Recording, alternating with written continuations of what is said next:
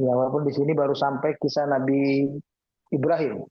Baru Nanti yang kedua. Nabi Iya. berikutnya Nabi Nuh, Nabi Lut, ya, Nabi Hud dulu, Nabi Nuh, Nabi Hud, kemudian Nabi Saleh, ya, Nabi Lut, baru Nabi Shu'aib. Hanya ada 5 nabi dikisahkan dalam surat ini. Hmm. Dan kisah, kenapa nabi-nabi ini yang dikisahkan? Nah, tadi sudah saya singgung sedikit. Karena ini untuk menjadi perhatian dan pembelajaran khususnya buat Bani Israel. Ya. Bani Israel selalu menjadi pesaing kita di dunia ini dengan umat Islam, bahkan iri hati dengan umat Islam, membenci umat Islam. Maka surat ini mencoba menyadarkan mereka juga, samping buat kita umat Nabi Muhammad, tapi gaya ceritanya kisah ini itu sebetulnya menyinggung mereka. Nah, makanya kisah Nabi mereka dulu yang disampaikan, Nabi Musa alaihissalam. Bagaimana dengan mereka sendiri gitu ya yang non muslim ini gitu, karena bagi mereka otomatis karena sudah dari kecil Hmm. terpaparkan apa sesuatu yang menurut kita salah, lalu ada sesuatu benar, itu apakah mereka menerima? Karena memang dalam hal ini kemarin ini saya banyak berdiskusi dengan orang-orang yang berpendidikan tinggi gitu ya dengan gelar doktor gitu, Ya, eh, tapi dengan berbagai macam apa namanya multidisiplin orang-orang tersebut latar belakangnya, tetapi ya. ternyata untuk ada salah satu hal yang ternyata memang dari kecil mereka tidak teredukasi, tetapi akhirnya mereka karena tidak teredukasi, mereka punya masing-masing orang itu punya pola pikir atau mindset terhadap sesuatu itu yang berbeda-beda, padahal objeknya sama gitu. Nah, Hmm. mereka punya sesuatu yang berbeda-beda dan itu sangat susah untuk memberikan penjelasan, pengertian kepada mereka untuk sesuatu yang benar, yang berdasarkan memang dari studi, dari keilmuan gitu. Nah, sekarang dalam Hmm. konteks agama ini ya, ini saya rasa akan lebih sulit lagi gitu karena sudah akan menentang apa prinsip yang sangat hal prinsip bagi mereka yang sudah dapat didikan dari orang tuanya dan turun temurun. Itu gimana Pak Ustadz ya? Ya, uh, begini. Yang pertama kita harus garis bawahi dulu bahwa hidup ini adalah itu sendiri Allah ciptakan sebagai ujian buat kita semua hamba-hambanya. Dan Allah yang menentukan di mana titik awal dari kehidupan itu sendiri. Ada yang mengawalinya dia terlahir dari bapak ibu yang muslim seperti kita semua. Ada yang mengawalinya dengan dia terlahir dari bapak ibu yang sudah bukan beragama Islam. Tapi Allah dengan keadilannya tetap memberikan potensi-potensi yang membuat mereka bisa dengan mudah menemukan kebenaran. Kalau mereka mau mengikuti kata hati mereka atau logika berpikir sehat mereka. Karena ini yang menentukan hati mereka dan logika berpikir sehat mereka. Ya. Allah memberikan kepada semua manusia tanpa kecuali potensi dasar itu. Ya. Ketika Allah mengeluarkan kita sebagai manusia pertama kali, Allah sudah katakan itu, wallahu akhrajakum min butuni ummahatikum la ta'lamuna syai'a. Allah mengeluarkan kalian dari perut ibu kalian dalam keadaan tidak tahu apa-apa, tidak punya apa-apa. Lalu kemudian Allah bekali kita semua dengan 3 hal dasar yang menjadikan kita bisa berpikir. Ya. Suma ja'ala lakumus sam'a wal absara wal af'idah la'allakum tashkurun. Allah bekali kalian dengan pendengaran, penglihatan, dan hati. Dan ini adalah instrumen untuk membuat manusia bisa berpikir. Dan dengan dia berpikir, dia akan bisa menemukan kebenaran. Dan sekaligus instrumen tadi juga membentuk di dalam hati mereka kesadaran, keinsafan atas segala sesuatu. Dan biasanya seseorang akan ada sedikit kegelisahan ketika dia merasakan hidupnya hanya monoton, begitu-begitu saja. Dan dia melihat lingkungan kiri kanan, lalu akhirnya akan masuk ke dalam pikiran dia yang buat akhirnya hatinya gundah gulana. Apa iya yang selama ini mereka lakukan sudah betul-betul merupakan kehidupan manusia yang sempurna, kehidupan manusia yang seharusnya, langkah demi langkah yang sudah mereka buat sampai usia mereka puluhan tahun itu, atau ada yang masih kurang? Kenapa jiwanya masih terasa kosong? Kenapa dia masih belum menemukan kebahagiaan sejati? Meskipun mereka jalan-jalan, mereka refreshing, mereka menikmati keindahan alam dan apapun kenikmatan makanan, kelezatan makanan semua. Tapi tetap setelah itu semua hambar lagi, hilang lagi. Ya, kayak kita juga pun merasakan hal yang serupa. Tapi buat kita, kita punya keimanan yang buat kita punya harapan lain. Yang kedua, Allah juga sudah mengatakan dengan jelas di dalam ayatnya, wa ma kunna mu'adzibin hatta nab'atha rasulan. Kami tidak akan menyiksa satu kaum sebelum di tengah kaum itu kami utus seorang rasul kepada mereka. Artinya Allah betul-betul penuh kasih sayang kepada hamba-hambanya semua. Tidak akan mungkin ada satu kaum yang diazab sebelum di tengah-tengah kaum itu diutus rasul yang mengingatkan mereka. Nanti di dalam surat Asy-Syu'ara ini kita kembali akan menemukan hal tersebut. Itu di bagian akhir dari bacaan ayat ini. Ya. Kita akan ketemu bahwa Allah akan mengirim, ya, misalnya di ayat dari ayat 208, nanti kita akan lihat itu. Wa ma ahlakna, kalau mau dilihat ayat 208 surat Asy-Syu'ara ini, wa ma ahlakna min qaryatin illa laha mundir. Tidak mungkin kami menghancurkan suatu desa, satu kampung, satu negara, katakanlah begitu. Kecuali di negara itu, di daerah itu sudah ada pemberi peringatan kepada mereka. Ada mundirun, zikro yang akan mengingatkan mereka sampai mereka ketemu kebenaran itu. Wa ma kunna zalimin. Dan kami, kata Allah, tidak akan berbuat zalim kepada manusia sedikit pun. Nggak mungkin orang yang nggak ada salahnya dihukum. Nggak mungkin orang yang tidak punya sebab kesalahan di dunia, dia dihukum di akhirat. Tidak. Pasti karena ada kesalahan. Menutup diri, menolak, karena kesombongan, karena menjaga harga diri, tidak peduli. Itu adalah hal-hal yang merupakan kesalahan. Ya. Bukan berarti tidak beriman saja itu sebagai sebuah kesalahan, tidak. Tapi menutup diri dari potensi diri untuk menjadi orang beriman, itu juga kesalahan. Ya. Jadi kira-kira begitu, dan untuk itulah barangkali surat Asy-Syu'ara ini disampaikan kepada Nabi kita untuk mengingatkan beliau bahwa yang seperti beliau bukan beliau sendiri. Banyak pemberi peringatan, dan pemberi peringatan itu adalah hal yang niscaya harus Allah lakukan supaya keadilannya bisa ditegakkan. Karena dia tidak mungkin menghukum orang yang tidak bersalah.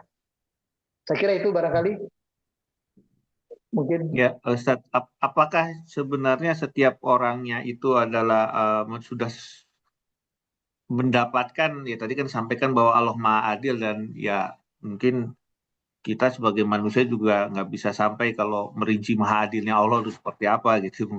Tapi Ya, eh, apakah semua orang itu mempunyai diberikan satu kecenderungan gitu Pak Ustadz ya? Bisa dikatakan seperti itu nggak? ada kecenderungan, itu yang namanya fitrah. Fitrah manusia kan tetap ada.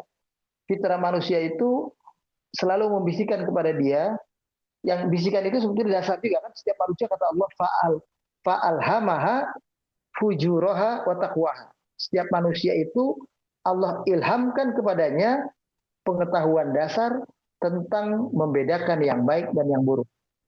Sebelum seseorang melakukan satu kejahatan, dia sudah tahu itu sebetulnya tidak baik. Tapi dia tetap kerjakan, entah karena terdesak, entah karena kebutuhan, entah karena pilihan, dan lain-lain. Ya. Makanya ketika ada dulu seorang sahabat Nabi datang kepada Nabi bilang, ya Rasulullah, aku bisa taat kepada agama ini semuanya, kecuali satu. Apa itu? Dia katakan, aku tidak bisa meninggalkan perbuatan zina, kata Nabi, kata orang itu. Maka Nabi bilang, Nabi nggak langsung menyalahkan orang itu. Kamu yang nggak tahu diri, nggak bilang begitu. Diajak dia berpikir. Kamu berzina dengan orang lain. bagaimana pendapatmu seandainya yang dizinai itu oleh orang lain adalah ibumu, saudara perempuanmu, anak gadismu? Apa yang akan kamu katakan atau apa pendapatmu kalau ada orang lain menzinai orang-orang yang engkau cintai itu? Dia marah waktu itu. Saya akan marah ya Rasulullah. Saya akan, kalau mampu saya akan bunuh orang itu. Nah, itu menunjukkan bahwasanya orang itu tadinya tidak sadar bahwa perbuatannya berzina yang dia anggap satu-satunya perbuatan yang tidak mungkin dia tinggalkan itu adalah perbuatan yang tidak merugikan siapa-siapa dianggap sekedar kenikmatan dirinya sendiri, tapi sebetulnya itu merugikan orang lain.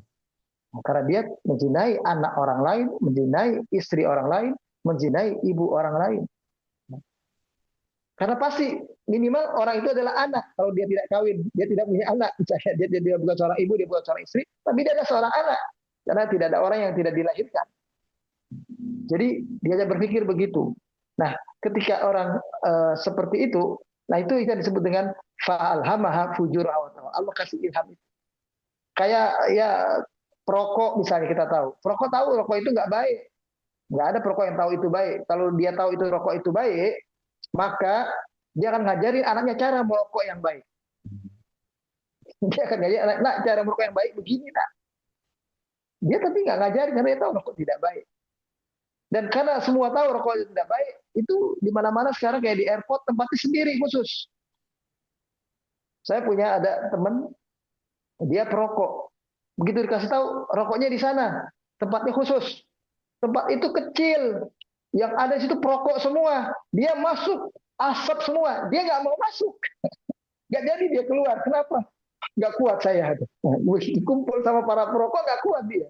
Tapi kalau merokok di tempat orang lain, yang terbuka, mau dia. Padahal dia melukai orang lain sesungguhnya. Begitu pula orang yang berbuat jahat lainnya. Bukan dia tidak tahu itu perbuatan jahat. Dia tahu. Tapi saat itu mungkin karena ya terbuai mimpi, terbuai kesenangan, ya apa semuanya, jadi dia tidak sadar itu. Ya. Nah jadi istilahnya tetap potensi dasar itu ada, dan itu yang namanya fitrah. Jadi ada yang akan menggelitik hati seseorang, apalagi dia dalam kesendirian. Itu biasanya dalam kesendirian orang sedikit berpikir, tidak dalam penuh kesibukan. Kalau dalam kesibukan terus rutinitas, memang seolah-olah kayak nggak ingat apa-apa.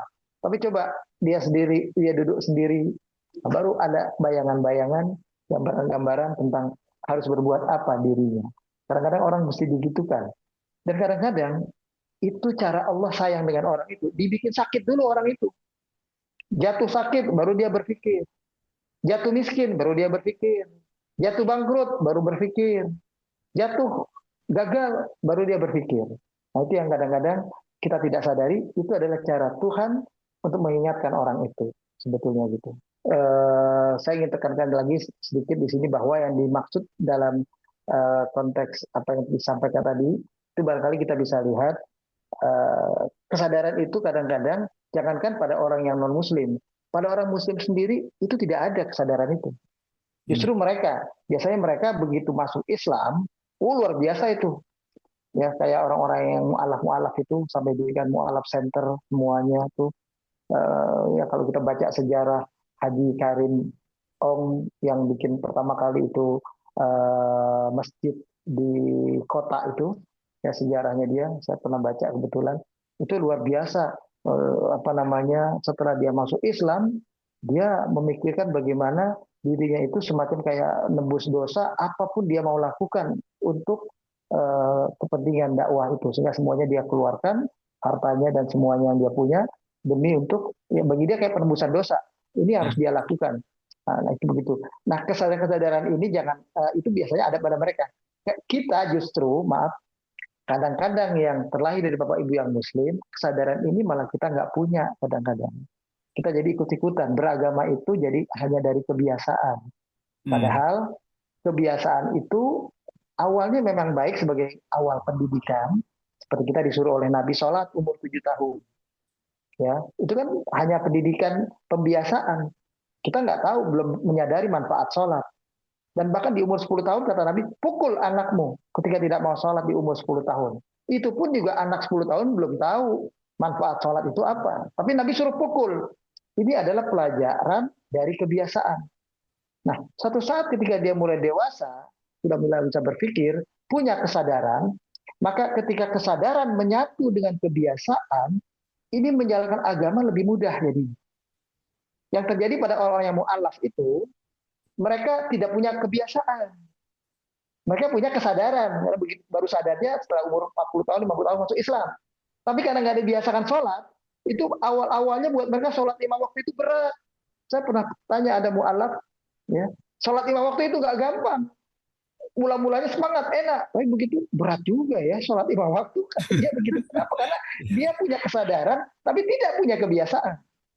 Jadi kebiasaan itu pun hal yang baik tetap. Jangan dianggap hal yang buruk. Cuma jangan sampai kita mati beragama karena kebiasaan. Nah, itu ya mungkin nilainya juga berbeda. Ya, saya kira itu. Tentang lingkungan. Nah ini mau nanya Pak, kalau kita nyikapinnya gimana ya dalam hal, misalkan di lingkungan banyak yang ibadahnya itu berdasarkan campur-campur dengan tradisi gitu ya. Nah ini kita cukup ngingetin aja atau terus-terusan istilahnya mendakwahi mereka padahal modal ilmu agama kita belum seberapa gitu. Gimana Pak? Baik, kalau terkait dengan perbedaan fikih dalam kebiasaan ibadah, ya begitu belajar tahu, oh mestinya nggak perlu ini acara 7 bulanin begini, nggak perlu acara kematian. Jadi apa namanya, kita hanya bisa kalau dalam konteks apa namanya perbedaan ibadah, perbedaan fikih itu, ya, yang satu 3 hari, 7 hari, 40 hari, 1000 hari, yang satu hanya 3 hari. Yang seperti dalam hadis Nabi yang sahih memang mengatakan hanya 3 hari dalam berduka. Dan 3 hari itu sebetulnya bukan juga seperti cara di Muhammadiyah itu harus ada ceramahnya, ada pengajiannya, nggak harus juga begitu. 3 hari itu maksudnya adalah 3 hari tetangga-tetangga, keluarga kalau bisa datang berkunjung, mengungkapkan kebaikan-kebaikan almarhum, almarhumah, ya, menenangkan keluarga yang ditinggalkan itu. Sebetulnya itu dalam hadis itu sifatnya takziah itu begitu. Jadi bisa cuma ngobrol-ngobrol saja. Cuma kalau ngobrolnya sudah mulai ngalor ngidul, tertawa terbahak-bahak, ya mungkin lebih baik ada pengajiannya, ada diskusinya, atau ada nasihatnya. Itu boleh-boleh saja. Tapi tidak harus bentuknya seperti itu, gitu. Saya pernah ke beberapa tempat ya yang kalau itu adalah tokoh ulama, ya. Kalau takziah, ya begitu aja, ngobrol-ngobrol aja. Paling keluarganya kasih informasi. Silakan kalau ada yang mau berbicara tentang ayah saya yang wafat ini, sampaikan. Oh, saya kenal bapaknya dulu begini, begini, begini. Jadi menceritakan kebaikan-kebaikan almarhum. Nah, itu juga adalah takziah. Nah, kalau ada saudara kita tetap bikin 3 hari, 7 hari, 40 hari misalnya, bagaimana? Akhirnya, kalau sudah seperti itu, kita hormati saja mereka yang sudah biasa begitu, dengan catatan. Kita kasih kata kuncinya, silakan baca tahlilan, silakan mau baca yasin, silakan mau ngaji. Karena itu juga hakikatnya sifatnya baik-baik saja. Tapi tolong jangan punya keyakinan di situ hari ke-7 nyawanya masih di sini, hari ke-40 masih di sini. Itu yang nggak boleh terjadi begitu. Dan tidak boleh sampai berbuat niyahah, meratap. Salah satu bentuk meratap itu bukan hanya meratap menangis dan seduh-seduh, tapi meratap itu termasuk adalah membuat pesta di acara kematian. Jadi sampai ngutang, banyak orang miskin kan begitu kan, ngutang, jual tanahnya untuk bisa bikin acara tahlilan. Ngundang orang biar bisa makan, biar bisa di situ. Nah itu yang nggak boleh, itu namanya niyahah. Nah, kalau ngajinya, tahlilannya, baca tahlilnya, baca yasin silakan sudah. Nah, kita nggak bisa langsung merubahnya lagi lebih lanjut, nggak apa-apa. Dan itu semuanya harus dengan persuasif, dengan cara yang baik, cara yang santun. Ya, kalau kita apalagi belum mampu menjelaskan itu, ya sudah kita ingatkan dengan pertanyaan-pertanyaan saja. Bukankah lebih baiknya begini ya? Bukankah lebih baiknya begitu ya? Nah, begitu aja. Nah, tapi tidak usah memaksakan harus seperti itu. Dan jangan punya anggapan kita sendiri yang paling benar. Nah, itu nggak boleh juga begitu. Sudahlah, mereka dengan cara mereka mungkin itu adalah kebenaran yang mereka yakini. Karena dalam fikih tidak ada kebenaran mutlak. Dalam fikih sekali lagi tidak ada kebenaran mutlak. Yang ada adalah yang lebih baik, yang lebih afdal. Ibnu Taimiyah mengatakan begini. Dalam fikih kata beliau, al-amru fihi wasi'. Perkara dalam persoalan fikih adalah perkara yang sangat luas. Walakinnal afdal haitsu makana yaf'alu alaihi salatu wassalam. Tapi yang lebih baik, yang lebih afdal adalah kita berupaya mengikuti cara ibadah menurut apa yang Nabi contohkan. Nah, melakukan ibadah dengan upaya sungguh-sungguh menurut apa yang Nabi contohkan, itu sifatnya adalah lebih baik. Bukan benar salah, lebih baik. Nilainya istilahnya kita pengen dapat nilai 10, nilai 9. Yang lain-lain ya sudahlah, ya cuma nilainya 6 saja mereka dapat misalnya. Sudah. Toh tetap dapat nilai karena dia beriman. Karena itu bukan perbedaan prinsip atau perbedaan yang terkait masalah akidah. Nah, kalau masalah akidah boleh kita bersihin sedikit kayak tadi itu masalah akidah itu tentang hari ke-7 di sini ruhnya, hari ke ini ruhnya di sini, maka kita sikapi begini begitu. Nah, itu yang kita harus luruskan. Ruh manusia setelah dia wafat itu kembali kepada Allah semua. Hanya caranya kembali kepada Allah kalau orang beriman langsung kembali, lalu kemudian Allah titipkan kembali ke jasadnya untuk bisa hidup di alam barzah. Lalu kalau ruh orang kafir kembali kepada Allah, Allah tolak, dilempar oleh para malaikat, masuk menyatu ke bumi bersama dengan jasadnya, hidup di alam barzah. Jadi ruh dan jasad itu kembali hidup, tapi di alam barzah. Beda dengan kita alamnya. Jadi orang yang mati itu jangan dikira berarti mati sama sekali tidak ingat apa-apa. Tidak. Hidup mereka. Ada kehidupan buat mereka. Tapi kehidupan mereka tidak menyentuh lagi kehidupan dunia dan belum sampai kepada kehidupan akhirat. Dunia sudah ditinggalkan dan tidak bisa kembali. Dan tidak bisa komunikasi dengan orang yang mati. Dengan orang yang hidup maksud saya. Tapi akhirat juga belum mereka sampai. Dan orang yang mati bisa mendengar orang yang hidup. Tapi nggak bisa menjawab. Itu makanya kita kalau datang berkunjung ke ziarah kubur itu disuruh ucapan salam. Itu mereka jawab. Kita nggak dengar jawabannya. Mungkin kalau kita dengar jawaban mereka, kita lari semua nanti. Jadi kita assalamualaikum ya ahlad diyar minal mu'minin. Mereka dengar, mereka senang didoakan. Ya Allah didoakan. Itu senang sekali. Makanya doakan orang yang di dalam kubur di alam barzah itu. Mereka nggak bisa jawab. Nabi pernah dulu bilang kepada Abu Jahal, Abu Lahab itu waktu di kuburannya. Abu Lahab, Abu Jahal, sudahkah kau dapati janji Allah adalah benar? Bahwa kalian akan disiksa karena kalian tidak beriman kepada apa yang aku sampaikan? Ya. Nabi nanya gitu kepada si Abu Lahab, Abu Jahal. Tentu saja nggak dijawab oleh Abu Lahab, Abu Jahal kan gitu. Sampai sahabat bertanya, ya Rasulullah kenapa kau bertanya? Apa Abu Lahab, Abu Jahal mendengar? Kan dia dari kubur. Kata Nabi, pendengaran orang yang mati itu lebih tajam dari pendengaran orang yang hidup. Dia dengar, tapi dia tidak bisa jawab. Nah, itu begitu. Nah, jadi ya nggak apa-apa, sampaikan aja. Nah, tapi jangan beranggapan ada respon. Nah itu nggak betul sudah kalau ada respon, karena nggak ada respon orang yang wafat itu sudah. Saya kira itu. Berarti cukup disampaikan saja Pak Ustadz. Kalau disampaikan ternyata saja. Masih ada yang berpendapat beda, ya kita cukup maklumi gitu ya. Betul, itu aja. Kita saling menghormati aja, tetap. Ya, apalagi itu kan perbedaan fikih saja itu semuanya. Ada satu Pak ayat 90 yang surga didekatkan kepada orang-orang yang bertakwa dan neraka jaim diperlihatkan dengan jelas kepada orang-orang yang sesat. Ini seperti Al-A'raf itu kan ini berarti sebelum itu ya Pak ya? Atau pada waktu Yaumul Hisab? Ini ketika hari penghisaban mereka ya. Masih dalam ditimbang, tapi belum masuk. Mereka belum masuk. Nah, cuma ketika belum masuk, orang yang beriman udah tahu. Nah, kayak kita nonton film, kita udah dapat trailernya gitu istilahnya. Kan senang kita semangat, oh filmnya bagus, ini gitulah. Kira-kira analoginya gitu kurang lebih. Sedangkan orang yang kafir ini udah dapat trailernya, tuh azab buat kamu, tuh kayak gitu kamu akan datang, akan merasakan. Nah itu begitu. Ini mereka masuk. Ini kelihatan bersama-sama atau masing-masing, Mbak? Masing-masing. Kan kesannya di ayat ini kan ramai kan, karena mereka dimasukkan dengan iblis pada mereka tentara kan, berarti ramai sekali ini udah. Itu gambaran ayat berikutnya mereka sudah di dalam. Oh, oke. Sudah di dalam neraka. Yang dua ayat yang pertama ini buat orang yang bertakwa, didekati surga. Waktu didekati surga kepada orang yang bertakwa, orang bertakwanya lagi nggak campur sama orang yang berdosa. Tapi orang bertakwa sesama orang bertakwa semua. Orang yang kafir sama orang-orang yang kafir, orang yang jahat itu semua yang sesat itu sama mereka.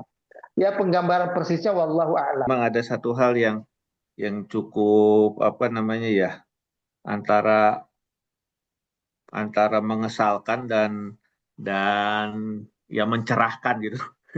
Ini terkait ini Pak Ustadz ya, dengan adanya media sosial, terutama dengan WhatsApp grup seperti itu banyak sekali kita mendapatkan forward-forwardan gitu ya di dalam WhatsApp grup ya, terkait dengan masalah hadis segala macam dengan berserta apa namanya penjelasan dari hadis-hadis tersebut gitu. Dan saya suka mencari gitu hadis itu apakah benar ada atau tidak gitu.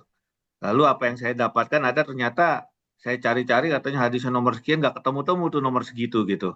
Atau akhirnya saya cari benar-benar hadis yang itu, saya nggak ketemu juga hadisnya itu ternyata gitu.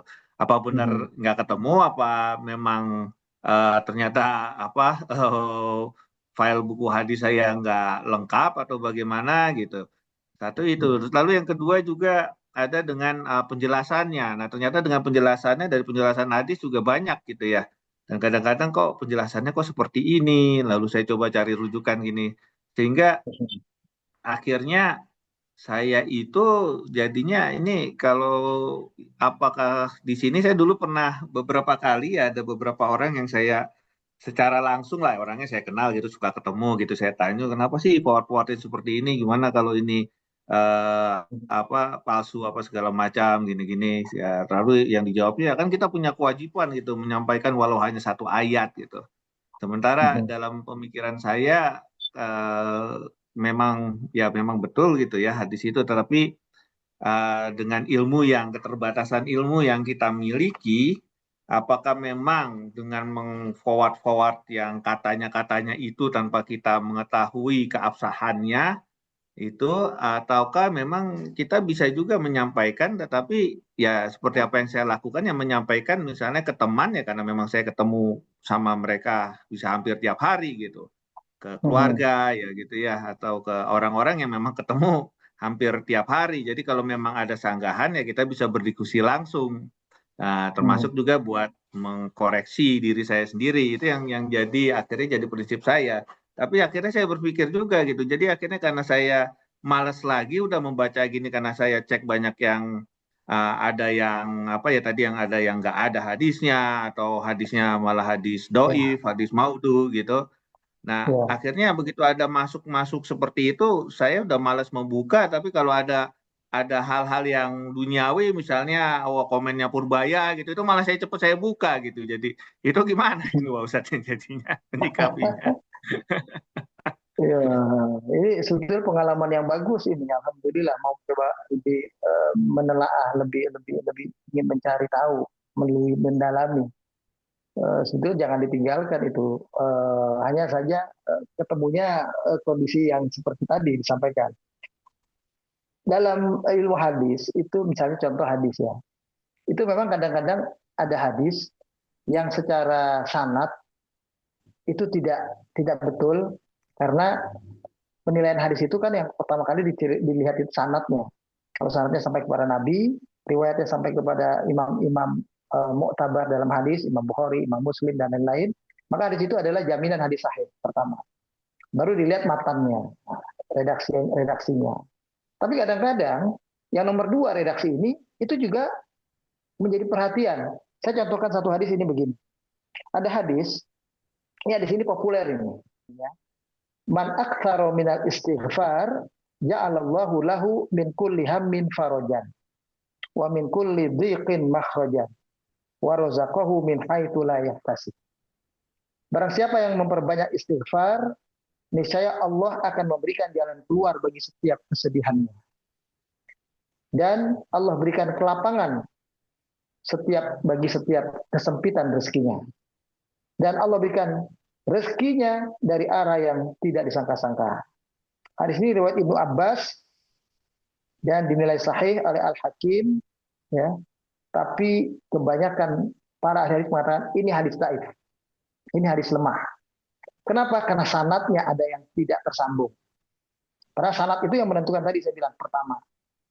Nah, mengomentari hadis ini, Syekh Utsaimin ketika ditanya status kesahihan hadis ini, kata beliau begini, awalan hadal hadis dhaif. Betul hadis ini dhaif kata beliau. Walakin ma'nahu sahih. Tapi makna matan hadis itu betul. Katanya. Bahwa barang siapa yang melazimkan istighfar akan dapat ini, dapat ini, dapat itu. Itu betul maknanya, secara makna. Ya. Jadi hadis itu betul karena didukung oleh keterangan lain. Misalnya, kata beliau, ayat Al-Quran yang mengatakan wa anistaghfiru rabbakum tsumma tubu ilaihi yumati'kum mata'an hasanan ila ajalin musamma wa yu'ti kulla bi fadlin fadlah. Kata beliau, ya, Allah berfirman, mintalah ampun kepada Allah Tuhanmu dan bertaubatlah kepadanya. Niscaya itu akan membuat kalian mendapatkan kenikmatan-kenikmatan hidup yang baik berikutnya. Sampai waktu yang Allah tentukan, kalian dapat kenikmatan-kenikmatan, dapat kebahagiaan-kebahagiaan. Dan semua keutamaan-keutamaan hidup akan kalian peroleh dengan banyak istighfar dan bertaubat. Qala ta'ala an Hud, tentang Nabi Hud juga Allah bilang, ya qaumi astaghfiru rabbakum tsumma tubu ilaihi yursilis sama alaikum midrara wa yazidkum quwwatan ila quwwatikum wa la tatawallaw mujrimin. Wahai kaumku, kata Nabi Hud, mintalah ampun kepada Allah Tuhanmu, bertobatlah kepadanya. Niscaya Allah akan turunkan hujan lebat terus-menerus dari langit dan rezeki kalian akan menjadi mudah. Kalian diberikan kekuatan, ya, dan seterusnya. Ya. Wala syakka anna istighfar sabab limahwid dzunub, kata Syekh Utsaimin lebih lanjut. Betul, nggak diragukan bahwa istighfar itu menjadi sebab dihapuskannya semua dosa dan kesalahan. Wa idza muhiyatiz dzunub, ya, tuhallaf atharuha al-murattabah 'alaiha. Wa hina idzin yahsul lil insani ar-rizqa wal faraj min kulli karbin wa min kulli hammin. Fal hadits dhaif as-sanad lakinnahu sahih al-ma'na. Jadi kata beliau lebih lanjut, ya, tidak diragukan lagi bahwa istighfar merupakan sebab terhapusnya dosa. Jika dosa telah terhapus, maka akan memberikan dampak yang bermacam-macam. Terkadang seorang yang terampuni dosanya, ia akan mendapati rezeki dan kebahagiaan dari setiap kesusahan dan kebahagiaan dari setiap kesusahan dan kesedihan yang dialaminya. Jadi ditukar oleh Allah kesedihan, kesusahannya menjadi kesenangan dan kebahagiaan. Maka hadis ini, kata Syekh Utsaimin lebih lanjut, memang dhaif, namun maknanya benar. Nah, ini satu contoh aja bahwa bisa begitu keadaan. Hadis itu memang lemah, tapi bukan berarti tidak boleh dipakai. Nah, hadis itu memang tidak menunjukkan kesahihannya, tapi maknanya betul. Nah, seperti contoh hadis ini, walaupun sanadnya tetap dikategorikan hadis lemah. Nah, untuk menjadi pemahaman dasar buat kita, hadis dhaif, hadis lemah itu boleh dipakai untuk amal dan fadilah amal, keutamaan amal. Makanya banyak orang yang baca ini dapat ini, baca dapat ini, silakan saja. Walaupun itu hadis lemah, silakan diamalkan. Tapi karena itu hadis lemah, bisa benar, bisa salah hasilnya. Bisa betul, bisa dapat pahala atau tidak. Tapi yang penting dia ingin berbuat selama itu adalah hadisnya dhaif, bukan maudhu, ya, bukan palsu. Kalau maudhu, palsu nggak boleh dipakai. Tapi kalau hadis lemah masih bisa dipakai. Nah, itu contohnya begitu. Ya, menurut saya jangan patah semangat gitu. Terusin aja nggak apa-apa. Walaupun hasilnya kok nggak memuaskan, itu begitu. Itu cara belajar agama. Memang kayak orang belajar bahasa Arab, itu belajar nahwu shorof. Itu kalau patah semangat nggak semangat, itu nggak bisa dia baca, nggak bisa dia baca kitab. Kenapa? Karena memang nanti ada kaidah baru lagi, ada kaidah lain lagi. Kok si ulama ini dalam ilmu hadis ini bilang boleh baca A, ini kok bilang baca I? Nah, padahal maknanya sama, arahnya sama. Itu bisa begitu. Nah, itu kalau kita udah nggak puas tuh bilang, udahlah kalau gitu, nah udah ujung-ujungnya bisa juga beda, juga sama. Itu begitu. Ya, mudah-mudahan Allah berikan taufik. Ya, kalau kita lagi baca-baca gitu, mohonlah kepada Allah semoga dengan cara itu Allah berikan kita kekuatan iman, Allah berikan kita taufik. Itu aja niatnya itu begitu. Jangan, tapi tadi masih penting sih larinya kepada urusan sosial yang masih bagus lah, katakanlah tentang purbaya ataupun semuanya itu masih dilihat. Coba kalau kita larinya kepada hal-hal yang negatif yang lain, karena kita nggak senang gitu kan, malah bahaya jadinya kan. Saya kira itu barangkali. Allahu a'lam.